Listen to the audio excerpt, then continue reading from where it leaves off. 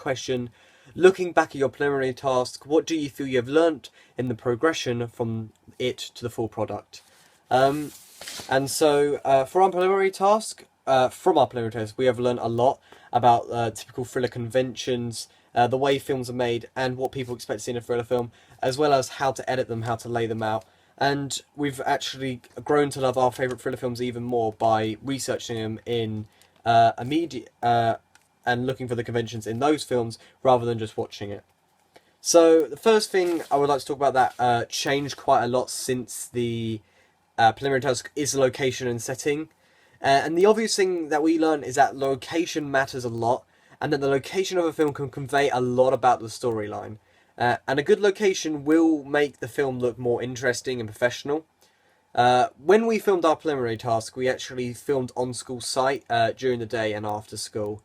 The school location was good for like indoor conferences. There's a lot of rooms in there where people can sit down and have a chat, and depending on what type of it all depends on what type of thriller film you want to make. But we kind of took it as we need to get it done. We don't want to go and go somewhere just for this. So we thought, oh, it would be okay to do it in the school. But as you can see from the first few shots of the shot, you can see that you can clearly see that it's a classroom. You can see numbers on the wall. You can see school bags in mise en scène, and it really doesn't look professional. Fair enough for this, but this guy's not going to be killing school kids. We're not that dark of people, so it doesn't really convey much with the story at all. It doesn't really link in with the story, so that didn't really work, and it was kind of just lazy filmmaking. But we wanted our real film to look as professional as possible, and so that we took a lesson from this and actually filmed a location away from school site. We wanted a place just outside Little Yeldon where it would fit into our storyline and look like a location you would see in a typical thriller film to convey danger and a sense of being alone. So we decided to use a place that was very abandoned, not many people there, not many cars to be seen. This way it allowed us to create that kind of sense of our protagonist being alone, and that makes him more vulnerable. And in our audience researches, we found out that people expect kind of like an abandoned place in a thriller film, such as a wood, someone said, and or an abandoned house. So we got the inspiration from this. We got the inspiration from in general from Silence of the Lambs and from Misery. At the beginning of the film, when Clarice run through the forest, you can see the forest looks very dark. It can look quite scary. So we really wanted to have that kind of location where it was like you are alone, it's you and the bad guy. The location had to fit in with the storyline. It had some significance to the plot. It has to have some significance to the plot, otherwise it means nothing. This is why we made sure our locations in the final film linked in with the storyline and looked like a set-in way we were trying to show we would fit in the storyline rather than just finding a location to film quickly like we did in our preliminary task, which made it look rushed and tacky. This is like the setting as well. When it came to our actual film, we spent time thinking about the film and where it's going to be set and how that links into the storyline, and went out to locations which we thought fit the setting we were trying to show. We went for Slovakia. We went with like all the forest woods out there. We wanted to be there because later on in the film, Katie is a journalist, and that's where she gets taken by the terrorists in Slovakia. So, and obviously Jason's going to be there because he gets corrupted by the terrorists. He needs to save her. So it links into later on in the film, and if people have watched our research into it, you'll notice that we did plan out the storyline in front of how Katie does actually, in fact, get kidnapped later on in the film. Jason gets corrupted but has to save her.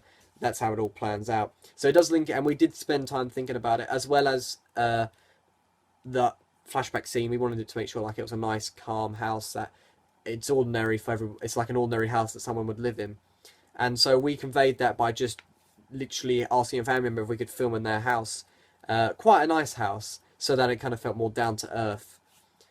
This is unlike in our preliminary task where we just filmed at school, but the setting had no significance to the plot. We just quickly wanted to film a guy walking from one room to another, sitting down and talking to someone.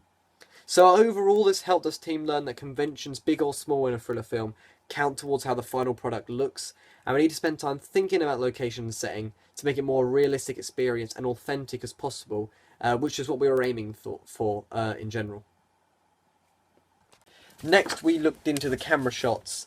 The camera shots we used also improved. Though as a team, we worked a lot. As a team, a production team, we watched a lot of thriller films. So we used camera shots which had inspired us, and ones that we have learned in previous lessons in media, ones that we've looked at in lessons. However, in our final film, we made every shot count and did every scene in different shots, and decided which one looked best and suited what was happening in the film. Whereas in our preliminary tasks, though the shots were pretty good for how early on it was, we made sure we had steady hands and we used shots that typical thriller films uses. We kind of had a few shots that we really liked. We planned out some shots like a bird eye view shot, a point of view shot, but we knew what part of the school or the journey we wanted our protagonist to use these shots on. So instead of having lots of shots planned out, we planned out the main shots, and then in between those shots, we just had random shots that we could think of to get him from one place to another. And all that really did is made it look like he didn't teleport, because the shots didn't really show his emotion, where he was going. It was they were kind of just there. We also planned, as I said, we planned it out and did several takes of every shot, so we knew what we were doing when we got on location, and made sure we had the best possible shot that wasn't shaky or blurry. As we got in further to the research stage, we found out what our target audience want to see and what type of shots they like from the audience researches, and what ones they expected to see in a typical thriller film. And the one that came out the most was the point of view shots, because these showed the story. It helps with the storyline. The audience are finding out things for the first time with Jason, so they kind of linked in together. And it made the audience feel more cooperated in the film, makes them feel more involved. And at times it can make it seem more intense, because they don't know what's coming, Jason doesn't know what's coming. So if something was to pop out, or something bad was to go wrong, like when he turns around the corner, he looks left and then he looks right, and then there's the antagonist. It's kind of not really a jump scare because he doesn't jump out, but he's there, and it's kind of a shock into realization that, wait, I thought you were alone. So the point of view shot really allowed us to do that, and we did use one in our preliminary task, and we actually it was actually a very good shot. It was very steady, and as he was going around a corner, and I quite liked that shot. So we really wanted to keep that in the film, but we wanted to make sure it had purpose, and the purpose was to get from this side of the stairs, turn around and go down the stairs some more. Whereas this time it's looking left and right to see if anyone can help, or if he recognises anyone because his memory's gone. So from this, we learned that camera shots are better, and if there's a camera shot that's bad or shaky, it's better to cut it out or refilm it than to just use it like we did in the preliminary tasks. Otherwise, it will look very bad and unprofessional. This is like the original tracking shot we did for our final film. I got the inspiration from Silence of the Lambs for this tracking shot. But as we were on location in the chase scene, we wanted to keep it intense, but the camera shot was very, very shaky, and we couldn't keep it not shaky because we didn't have the Steadicam. So therefore we decided to cut it out altogether, because this will make the film look more professional in the long term, and because we had way too many shots to put in the 2 minutes. But overall, camera shots in a chase scene, we made sure that they do look intense and keep the audience on the edge of their seats. Next is the mise-en-scène in the change of mise-en-scène. Mise-en-scène in our preliminary task was very rushed, and we used anything we could find on set. So when we first started filming the preliminary task, we knew that we had to have a sit-down conversation, and we had a plan in our head that we wanted someone to be like, he's killed someone, he gets called, and he ends up dying, so it's kind of a twist. But we didn't know how we were going to put it off, and we knew someone had to sit down. So the way we kind of had this was that we just threw a chair in a dump pile, and at the time we thought it was a good idea. It allows the guy to get the chair out of the dump pile, but people pointed out that it's very ironic how that chair is there, and it's kind of like the way it's placed looked like it was supposed to be there. So we really need to watch out and make sure that things weren't as obvious or as put together as people thought when they watched it. We didn't put any thought towards props and just see what we could find on the day, even if it didn't make much sense. The example of this would be the steel bar at the end when the antagonist hits up and hits the protagonist with it. It doesn't really make much sense because we kind of just found it there. We didn't really care what it looked like or how dirty it was. We just kind of picked it up and used it. So we learned a lot from this, and whereas in the real film we made sure we had a gun for the protagonist, which looked realistic, as well as real food for them to eat, and props in the background of like the scenes, such as cars, uh, and like all the tins and plates and bowls in the kitchen scene to make it look for the chase scene. It makes it look very smallly populated. There's only very few cars, or if any, and in the kitchen scene, it makes it look like a real kitchen, makes it look authentic. When it came to a costume in the preliminary task, we tried to make the killer at the end look dangerous with the banker chief over his face and the biker jacket to make him look strong in the preliminary task. We kind of got this though because someone in our team drives a moped, so we had the chance to just chuck him in something so he didn't look like himself and made him look a bit more frightening. However, for the main protagonist, we wanted to make sure he was wearing the same old clothes every day for each day of filming. So literally, for the protagonist, we had him dress up in the same clothes that he was wearing the day that we started filming. Had no significance to the plot whatsoever. Whereas this contrast to our actual film, where I personally spent a long time figuring out how to dress our characters and how to convey their status in society, feeling and power within the film. So we had the antagonist dressed in, and protagonist in the flashback dressed in suits, links to their former line of work. You had Katie dressed very formal because she's a former reporter. She isn't just an ordinary housewife. And you've also got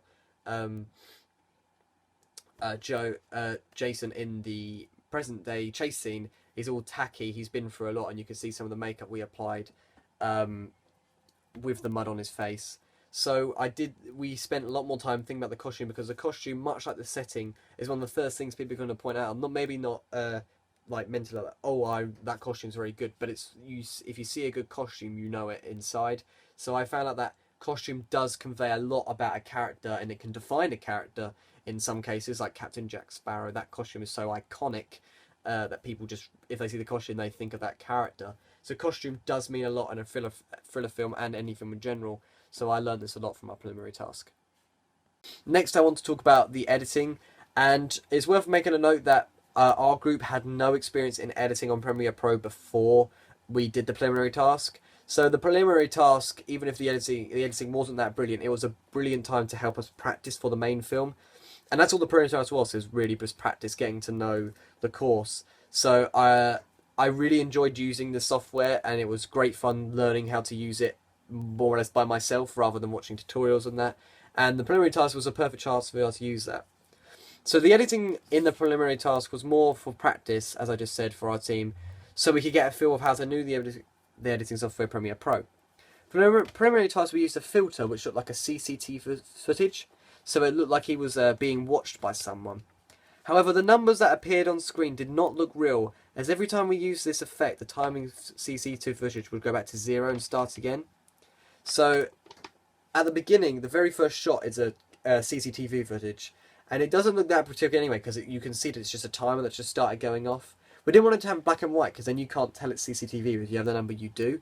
However, the numbers just kept going up, which was passable, I suppose, for the time.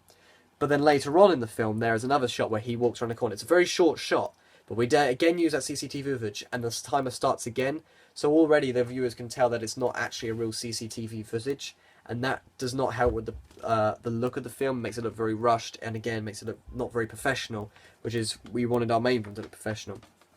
We decided in the final film to not use CCTV footage because it wouldn't make sense in our storyline, but instead had the flashback scene entirely in black and white, so it would be clearer to the audience that something isn't right, and makes it seem more like a dream sequence of a flashback, as people say you remember your dreams in black and white.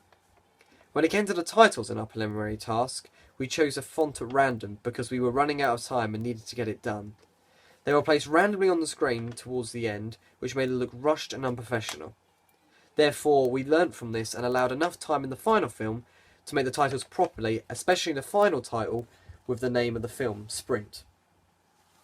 We wanted the titles to fit in with the action and the storyline, so we used a fancy font when it came to our names, and when it came to the actors' names, we made them bolder and stand out more, so the actors could be more well known for the part they played in their role. So from this whole editing software, we've learned how to properly edit films and allow us to be more creative in our final film by speeding up some shots and doing some quick cuts. to make it look more past-face and intense for the viewer. And we were able to learn that editing in a media product is crucial. When you watch the film before edited and after, there is a huge difference, especially if a certain scene needs to be edited. For example, when before we edited the flashback scene was in colour, it does have a completely different effect. It just seems like it's cut, especially without any of the fading or quick cuts. It just looks like it's just out of place. And even when not black and white, it looks like it's the modern day still. So by having the black and white, people can tell, maybe not sure that it's a flashback, but they can tell that it's different and something's not quite going right. And thanks to Premiere Pro and the editing, we learned that this is very crucial to our thriller film. The next thing to talk about is the music and sound we used in the preliminary task up to the main film. So for the preliminary task, we had a temporary music for the preliminary task in the early stages. We wanted to use it because the music grew on us. Every time we heard it, we heard this practice music, and it was really, it fitted with the storyline well. We were never convinced that we were going to use it, but once we actually put it in and kept listening to it, we're like, we can't imagine it without it. But very late in the stage, we realised that we couldn't use it because it really wasn't long enough. We were happy, but overall we had to make new music, and we were happy with the music we came up with in our preliminary task, and we really liked using the software GarageBand, which allowed us to create the sound. We had one main guy, Anthony, who was designated to music, and we often went over there as a team to listen to the music, and we really liked the way that in the preliminary task we used GarageBand, and we liked the way you could pick off certain instruments and put them together in a melody, and you could create some really interesting sounds. So it was really fun using that to make a sound that would fit with our film in particular. However, though we really liked the music, it failed to make the intense feel we were going for. It was kind of too upbeat, especially towards the end. I'll put an example of the music in now.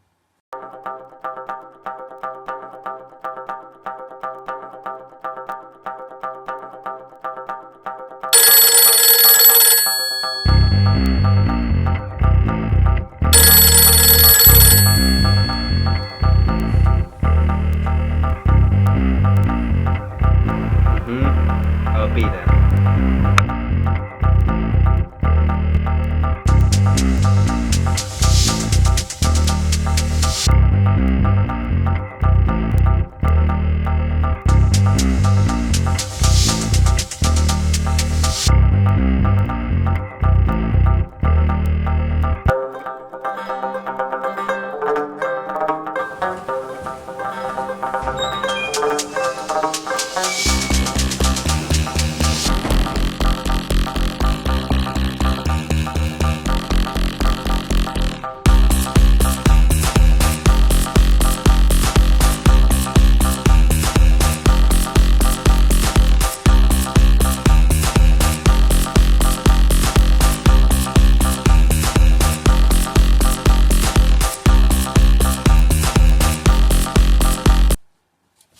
But this music really was too upbeat for us. We didn't really... It kind of just sounds... It does sound very actiony, but not for the intense action that we were going for, because obviously it's supposed to be a bit more dark and mysterious. He's going to meet this character. People don't know who this character is. Whereas in our final thriller film, we decided to take a different approach and try to rearrange a music and making our own intense music out of it. We found it's a bit more of a challenge, but we liked the overall outcome as we achieved the music. We achieved what we were trying to do, and the music sounded intense, which went well with the chase scene, which we failed to do in the preliminary task. And the thing I like most about the music is in the third act, after the flashback, the music really picks up. It has that kind of glimmer of hope. I'll put an example in now, which I mean by glimmer of hope. But then he still has to keep on running, and it really does create that sense of the incredibly fast-paced chase. I wasn't a big fan of the music at the start. I feel like it was a bit too loud at parts.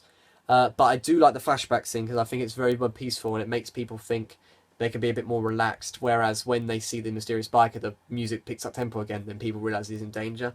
And we didn't have any of this tempo change in our preliminary task. And I think this was a positive from our main film because it really gives that different feels. Even though it's only 2 minutes, you get a different feel of music and a different feel of an overall atmosphere in these different scenes. Whereas in the preliminary task, it was the same music and it didn't really fit. And especially in the preliminary task, the music cuts off at one bit and then seems to start up again. So it seems like completely two different parts of music because we didn't really fade them together very well. So we definitely learnt from that mistake.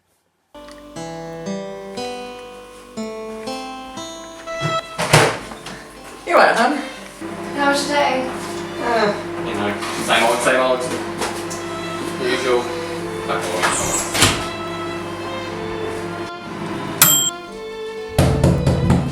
What was that? I didn't hear anything. Maybe you're just tired. Look, I'll be up in a minute, okay? I'll meet you up there.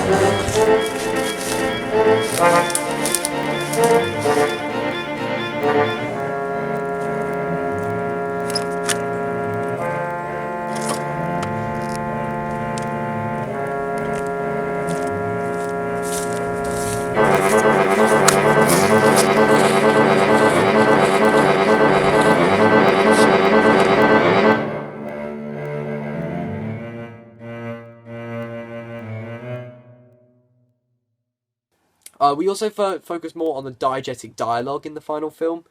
We wanted to keep speaking to a minimum, just like we did in the preliminary task as well. Make sure the story made sense. We made sure it was kept short and made every word count.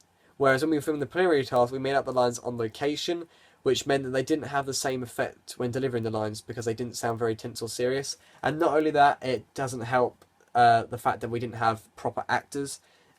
Lines can be said in many different ways, and if you have people that are good at expressing different ways of telling emotion, this worked really well. Especially for our final film, we got to have the only dialogue that was said was in the flashback scene, but you could see how Katie was so much more upbeat, and so was Jason. But you could tell that if there was any dialogue in the chase scene, it would be a much more different story. And not only that, but if there's any dialogue in the chase scene, you just know that there wouldn't be any because Jason is not going to speak to this guy because he's frightened of him. Whereas in the preliminary task, the person he went to meet, he was frightened of him but still spoke. But we wanted to keep it to a minimum because we learned from our preliminary task that lines didn't always come out the best and didn't always make that much sense, especially in the preliminary task. So we wanted to keep it short, focus more on the action rather than the dialogue. Next is the storyline. The main problem with our storyline in the preliminary task is that it didn't really make sense, and it was much too long for 2 minutes. We had a 2 minutes target, and it came to nearly 3 minutes to preliminary task. So that was a major fault right from the start. Therefore, if we learned from this mistake and made sure we thought about our storyline in the final film, and made sure it made sense. However, the bit that I'm not very proud of in our final film is that this is where we kind of fell down the storyline because we really overcomplicated it to explain the opening 2 minutes. So it may have been confusing to the view. It will be confusing to the viewer unless they've seen all the research leading up to it about how Jason is actually the bad guy. Everything goes wrong. Flashbacks reveal his past. It was a bit too complicated of a plot to have shown in the opening 2 minutes, and we should have kept it much more simple. But we still like the thriller films, so it's not the end of the world. But this was a major thing that we should have changed, and we didn't. However, we did still learn from our preliminary task because we wanted to be much more intense rather than watching a guy walk from plan A to plan B. So that is something we succeeded on. However, in our final film, it was much more gripping to watch because it left a lot of unanswered questions. So the viewer will want to keep watching to have these questions answered. Whereas in our preliminary task, we left the ending almost like an end of a film because someone dies. And because the characters were not interesting, the audience didn't really care what happened. This helped us learn that the storyline is key to the film, and if it's not for interesting people, we won't be interested in the characters. So the characters is a very important part, which I'll talk about in a second. But the storyline needs to be not too complicated, which is something we need to learn for if we continue the course even further, that we need to keep the storyline fairly simple. And also that, but the thing we learned most about from the preliminary task to the storyline is that people want to see action. They wanted to have an intense, and they think of chases when they think of thriller films. And this is where our audience research helped a lot with storyline, because people know what they want to see from a thriller film, and intense action is what they want to see. So that is what we learned from our research stage, and we just learned how to perfect it in our final thriller film rather than have the suspense building. We still managed to keep that suspense with some unanswered questions, but still got the intense chase scene in there as well. So the final thing I want to talk about that's improved from our preliminary task to our final film is the characters in general.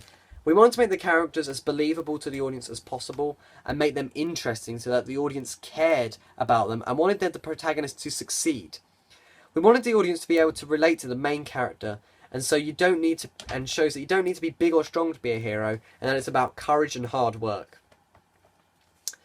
So when it came to the characters in particular, to pull off a good character, you need a good cast to play those characters, and that's where our preliminary task fell short, because we didn't really have experienced actors or people that really cared about acting. We were people from our group that just wanted to film, so that this meant that some of the more serious stuff came across a bit more comical than it shouldn't have, and the lines weren't delivered as much intensity as we like to, and it kind of became more of a comedy in some people's eyes than it was an intense thriller, so we desperately needed to change that. So we thought more about the casting area, as we had to get other people to act for us, but make sure that it could look believable. I thought about what a role needed to be, and this is why I cast my own uncle as the antagonist, who is big, strong, and looks menacing in the costume towards the protagonist. The protagonist, I wanted to look at a disadvantage to the antagonist, and so I cast my friend who looks so that he looks like an underdog, and he's an unlikely hero, so that some people in our target audience can relate to him. And most thriller films go for like the big, strong guy.